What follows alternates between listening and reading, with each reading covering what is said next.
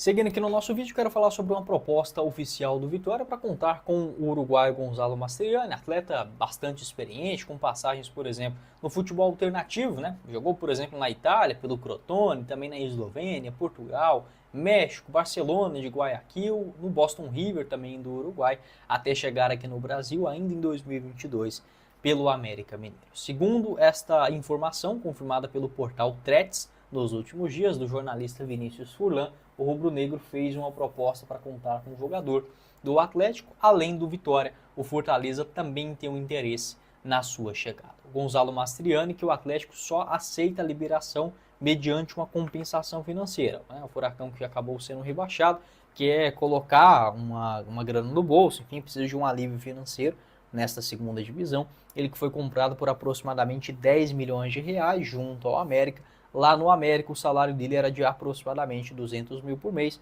A tendência é que esse valor tenha subido também na chegada à Arena da Baixada. O contrato dele no Furacão vai até o final de 2026. Hoje, com 31 anos de idade, está avaliado em 2 milhões de euros. Nessa temporada, pegando os números, ele foi bem. 16 gols e 5 assistências em 47 jogos, mas na Série A acabou decepcionando. Apenas 4 gols marcados em 21 partidas. Foi titular somente 10 vezes na elite brasileira. No ano passado foi muito bem, aliás, em 2023, né, já passou o ano, o Mastriani foi excelente pelo América. Ele chega no América em 2022, não foi tão bem naquele primeiro ano, 11 jogos, 1 gol e 1 assistência, mas em 2023, mesmo com o Coelho sendo rebaixado, ele fez 24 jogos e marcou 11 gols, além de uma assistência na primeira divisão pelo América. Você pode deixar a sua opinião, o que você pensa sobre o Gonzalo Mastriani, jogador que inclusive teve uma proposta oficial do Vitória no começo dessa temporada, né? A questão é que o Vitória não atingiu os valores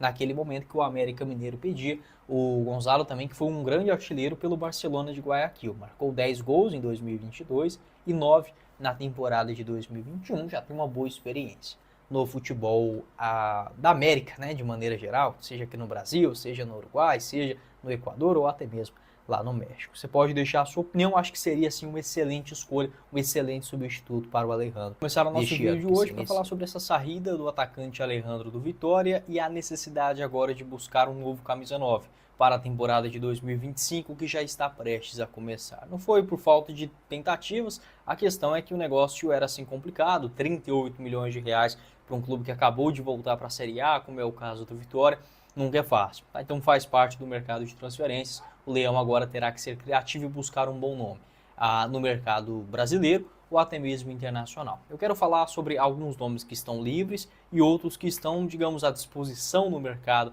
brasileiro. Tá? Acho que um jogador que substituiria muito bem o Alejandro no Barradão seria o Pedro Raul, jogador de 28 anos de idade. Não é barato, tem um contrato de aproximadamente 700 mil reais mensais lá no Corinthians. O vínculo dele vai até o final de 2028, mas é um jogador que hoje está assim no mercado de transferências, já fez boas temporadas em Série A, vestindo a camisa tanto do Goiás lá em 2022, onde foi o vice-artilheiro do campeonato, quanto também pelo Botafogo em 2020. Acho que o primeiro nome que me veio à mente seria sim do Pedro Raul, aquele nome de destaque, enfim, um cara que seria um suplente à altura. Um outro jogador também que já até foi especulado recentemente no Vitória, o Pablo Veguete, a questão dele que ele deve renovar o contrato com o Vasco nos próximos dias. 36 anos, foram 23 gols nesta última temporada.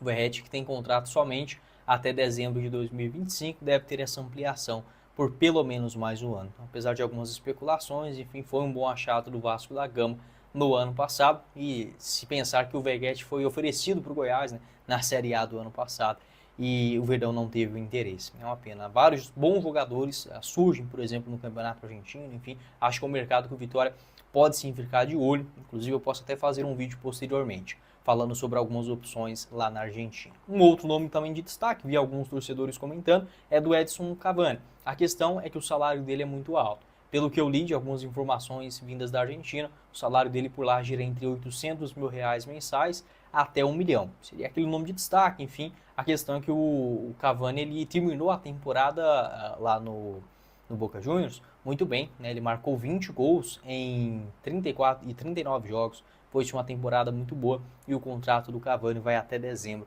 de 2026. Tá? Então esses são jogadores que ainda têm contratos em vigor. Falando sobre os jogadores que estão livres, uma opção que poderia ser, assim como o Cavani, né, um cara de peso, é o Diego Costa. Ele até recentemente, em algumas informações do portal RTI Sport, garantiu que o Sport Recife foi um dos clubes que o Diego Costa foi sugerido para 2025. O jogador tem um interesse, por exemplo, em jogar em um grande clube no futebol nordestino. A questão é que o salário que pediu, né, para o Sport era de mais ou menos R$ 950 mil mensais. Então, a questão dos números também, ela acaba inviabilizando muitos negócios desses jogadores mais badalados, né? Assim como o Diego Costa, que hoje se encontra 100% livre no mercado brasileiro. O contrato dele se encerrou com o Grêmio, não foi bem, 27 jogos, 8 gols e 5 assistências. A questão é que na principal competição, que foi a Série A, ele só jogou 14 vezes e teve um gol marcado, um jogador que é nordestino, natural da cidade